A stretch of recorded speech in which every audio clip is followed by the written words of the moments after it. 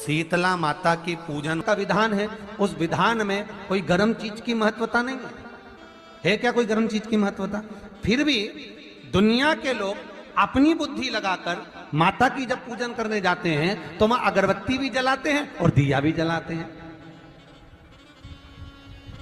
अब एक तरफ तो तुम माता को ठंडा पानी का भोग लगा रही हो, एक तरफ तो ठंडा भोजन चढ़ा रही हो, एक तरफ तो ठंडे का प्रयास कर रही हो, और ऊपर से माता को तुम दिया लगाकर अगरबत्ती लगाकर तुम माता को सम्मुख में गर्म तत्व को प्रदान कर रही हो, और फिर आकर कहती हो कि मेरा बच्चा क्यों बीमार पड़ता है, मेरे पति को आगे बार बार ये कष्ट क्यों आता है, घर में लोग चिड़चिड़े क्यों हो जाते हैं, घर में लोग क्लेश क्यों करते हैं, आखिर कारण क्या है? तो कारण तो तुम खुद हो कि जो चीज लिखी है वो ना करते हुए दुनिया जो कर रही है तुम वो करना चाहते हो। तुम भगवान की पूजन उस विधान से नहीं करना चाहते जो विधान शास्त्रों में।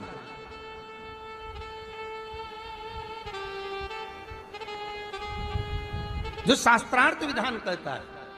महाराज, शीतला माता की पूजन में कहीं ऐसा लिखा है कि तुम दिया लगाना, अगरबत्ती लगाना? शीतला माता की पूजन में लिखा है एक लोटा पानी लेना, उस जल में पुष्प आदि लेकर माता को ठंडा भोजन का सुंदर भाव से माता का स्नान कराकर पूजन करना, अर्चना करना, कुंकू चावल रोली मोली जो चढ़ा सकते हो, चुनड़ी वस्त्र आदि जो चढ़ाना हो चढ़ाओ, पर यह नहीं लिखा कि तुम दिया भी लगाना कि अगरबत्ती भी लगाना, क्योंकि गर्म तत्व वहां चाहिए। माता वो शीतल है, शीतला। और अगर तुम दिया लगा भी रहे हो, मान लो दिया अगर तुम लगा भी रहे हो तो उसके सम्मुख ना लगे, उससे दूर, बहुत दूर। शीतला माता की पूजन होती है ठंडे समय में, शीतल समय में। शीतला माता ने ये नहीं किया कि रोटी बना के उठो और थाली लेके लाइन में लग जाओ। तुम देखना, शीतला माता की पूजन करने लोग जाते ना शीतला सप्तमी, शीतला अष्टमी पे, बस 11 बजे तक तो रोटी बनाती रहेगी, सामान बनाती रहेगी, 1-1.5 घंटा में ठंडा हुआ, 12:30 बजे उठ के सीधे लाइन में लग जाएगी, जल्दी से पूजन करके सो जाऊंगी, काम खत्म। शीतला माता ने भी सोच लिया बस तूने मुझे बेवकूफ बनाया, अब रुक जा तू। 11 बजे तक भोजन बनाया, 10 बजे तक भोजन बनाया, 1 बजे रात को लाइन में लग गई पूजन करने के लिए। 1 बजे रात को न जाने किसने पहला दी कि 1 बजे रात को लग जाओ लाइन में, सुबह तक पूजन करके अपने घर आ जाओ, फिर आराम से आके सो जाओ। अब इतनी जल्दी क्या है भगवान के पूजन की? माँ की पूजन करने जा रहे हो, माता से लाड़ लड़ाने जा रहे हो, अपनी माता से अपने दिल की बात कहने के लिए जा रहे हो, अपने स्नेह की बात कहने के लिए जा रहे हो, तो धीरे धीरे प्रेमवश आनंद से माता की आराधना शीतल समय में, ठंडे समय में। ठंडे समय का मतलब है भीतर से ठंडे होकर, अपने भीतर से ठंडे होकर। अब अपने भीतर तो ठंडा ही है ही नहीं ना, जल्दी जल्दी चलो, और आधी बहुत पतली खुशी है, और और ये कितना बड़ा कपड़ा थाली पे ढाक ढुका के लाइन में खड़ी है शीतला माता। शीतला माता, या हाथ में लोटा या हाथ में थाली, और इतनी देर में पड़ोसन निकल के बाजू में से जा रही थी और लोटा थोड़ा सा ढुल गया। अब यहाँ शीतला माता की पूजन करनी आई और ये हो गई चंद्र घंटा। लोटा जरा सा ही पानी का झलका, देख के नहीं चल सकती। ठंडा भोजन हाथ में, लोटा ठंडा पानी का, और अंदर अग्नि। शीतला माता भी कह रही इसको अजान दो पहले, इसको क्या मतलब? भीतर से शीतल होइए, भीतर से ठंडे होइए। चित्त वृत्ति मन जब भीतर से शीतल होगा, ठंडा होगा, तो मेरी शीतला माता, तुमने पूजन करा ना करा, मेरी शीतला माता प्रसन्न हो जाएगी। बस भीतर से शीतल होइए, ठंडे होइए भीतर से। एक शीतल आरती होती है, मेरी जीजियों बड़े सावधानी से सुनिएगा। एक शीतल आरती होती है। कभी अगर तुम्हारे जीवन में अगर कभी तुमको ऐसा लगे कि रोग बड़ा भारी हो चुका है और बहुत भारी रोग मुझे घेरता जा रहा है, या डॉक्टर को दिखाने जा रहे हो और तुम्हें ऐसा लग रहा है कि डॉक्टर कोई बड़ी बीमारी बताएगा, तो उस समय पर शीतल आरती का प्रयोग करें। एक पुष्प हाथ की हथेली में रख लीजिए, एक पुष्प हाथ की हथेली में रख लीजिए। और यहां तक शास्त्र कहता है अगर हो सके तो आंकड़े का अगर पुष्प मिल जाए, तुम्हारे यहाँ क्या बोलते हैं उसको, मंदार का फूल, आंकड़े का फूल, अकौए का फूल, जो शंकर भगवान पे चढ़ता है, छोटा सा होता है, घुंघरू जैसा होता है वो, उसको तुम्हारे यहाँ क्या बोलते हैं हरियाणा में? आंख का ही पुष्प बोलते हैं। आंख का पुष्प मिल जाए तो ज्यादा अच्छा है। अब उसमें चाहे सफेद हो, चाहे नीला हो, चाहे गुलाबी हो, जैसा भी हो, हाथ में रखने के बाद हाथ में एक लोटा जल, भगवान शंकर के शिवालय में जब आप प्रवेश करें और प्रवेश करते समय भगवान के सम्मुख में जब भगवान शंकर के साक्षी में जब पहुंचे, आपके सामने पूजन में कोई भी सामग्री नहीं है, आपके पास में न दिया है, ना बाती है, ना गर्भवती है, ना चंदन है, ना कपूर है, ना कोई सामग्री है, केवल एक आंख का पुष्प और एक लोटा जल आपके पास में है। शिवालय में पहुंचकर शीतल आरती का प्रयोग करो। 11 बार भगवान शंकर के 11 रुद्रों का स्मरण कर कर जब 11 बार शंकर के शिवलिंग के ऊपर से नीचे तक वो कलश को जब घुमाया जाता है और घुमाने के बाद वो आग का जो पुष्प है वो अशोक सुंदरी वाली जगह पर समर्पित कर कर भगवान शंकर को जो जल चढ़ाया जाता है, जो जल समर्पित किया जाता है, डॉक्टर भले तुमसे कह रहा हो कि तुम्हें बड़ी बीमारी के चांस हैं, आप जाकर एक बार चेक कराना, तुम्हें वो बड़ी बीमारी निकलेगी ही नहीं, उस रोग से मुक्त हो। इसको शीतल आरती का प्रयोग किया गया। ये शीतल आरती, इसको शीतल आरती कहा। शिव की प्राप्ति का, एक रोग से मुक्त होने का। अब आपसे कोई कहे कि ये शीतल आरती का प्रयोग सबसे पहले किसने करा, तो आपको ध्यान लगाना है इस प्रयोग को। सोमनाथ जी की कथा का स्मरण करिएगा, सोमेश्वर की कथा का स्मरण करिएगा। नीम के वृक्ष को स्वयं देवी का प्रतिबिंब माना जाता है। नीम के वृक्ष को स्वयं माता का प्रागट्य उत्सव माना जाता है।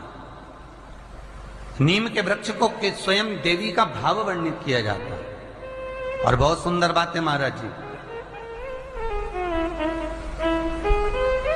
जिसके शरीर में माता निकल गई हो, दाने दाने पड़ गए हो पूरे शरीर में, बुखार भी बहुत तेज आ रहा हो और पूरे शरीर में माता जी निकल गई हो, एक लोटा पानी जिसके शरीर में माता जी निकली है उसके पास में रख दो और वो पानी उठाकर नीम के पेड़ में उस व्यक्ति के ऊपर से 7 बार उतार के नीम के पेड़ में डाल दो। 3 दिन के अंदर उसकी माता जो शरीर में निकली हुई है, दाने दाने पड़े हुए हैं, जो बुखार बहुत तेज आ रहा है, उसमें धीरे धीरे आराम मिलना प्रारंभ हो जाता है। यहां तक शास्त्र कहता है कि किसी व्यक्ति को अचानक बहुत तेज बीमार आ गया, बहुत तेज बुखार आ गया, या एकदम, हम तो यहां तक कहेंगे कि ये वायरस चल रहा है, महामारी चल रही है, और कंठ में भी आपको अगर जलन पड़ रही है, कंठ रुक रहा है, बुखार बहुत तेज आ रहा है, शरीर में ताप है, डॉक्टर को दिखाओ मना नहीं है, सब कुछ करो मना नहीं है, और एक लोटा पानी अपने ऊपर से उतार कर 21 बार नीम के पेड़ में ले जाकर नाम गोत्र बोलकर डाल दीजिए और नीम के पेड़ के नीचे की मिट्टी को अपने कंठ पर लगा लीजिए। 20 से 25 मिनट बाद आपको आराम लगना प्रारंभ हो जाएगा। ये उमा देवी है। जगह की मिट्टी काया के रोग को ठीक कर देती है महाराज। अगर किसी व्यक्ति को चर्म रोग हो गया, कुष्ठ रोग हो गया, चमड़ी सफेद पड़ गई, रोग समाप्त नहीं हो रहा, बढ़ते जा रहा है, औषधियां आपने बहुत कर ली, तो 3 जगह की मिट्टी आपको फल प्रदान करेगी। पहला, सूर्य कुंड की मिट्टी। स्कंद पुराण सूर्य कुंड कहां पर है, तो कहा दतिया और झांसी के बीच में सूर्य कुंड निवास करता है। उस सूर्य कुंड की मिट्टी को लाकर जिस व्यक्ति को कुष्ठ रोग हो गया हो, शरीर की चमड़ी सफेद पड़ गई हो, स्कंद पुराण कहती है सूर्य कुंड की मृदा लगा लेने से 5 से 7 दिन में रोग समाप्त होने लगता है महाराज। पर सूर्य को सर्वाधिक प्रियता क्या?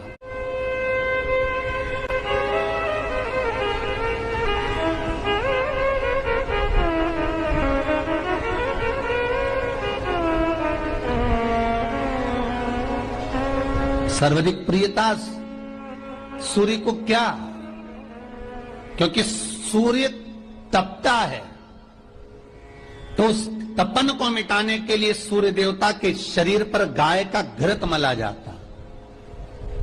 जैसे शनि को तेल लगाया जाता है, सूर्य को घृत मला जाता। इसलिए सूर्य कुंड का एक नियम है कि सूर्य कुंड पर से अगर हम मिट्टी लेकर आते हैं, शरीर पर लगाने के बाद जब शरीर का चर्म रोग समाप्त हो जाए, सफेद चमड़ी अपने वापिस रंग में आ जाए, तब आप जितनी कामना कर कर आते हैं उतना घी उस सूर्य कुंड के पास में डालना पड़ता है।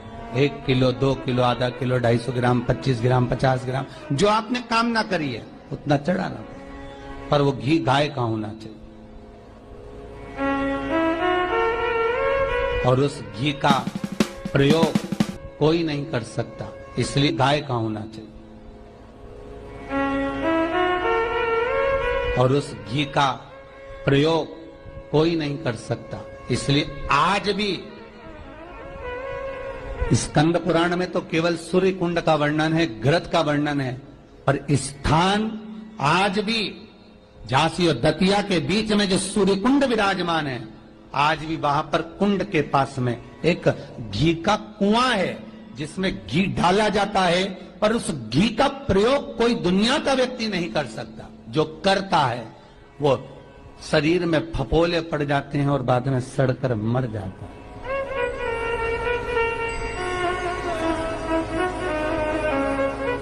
घृत है, प्रगंध नहीं, घृत है।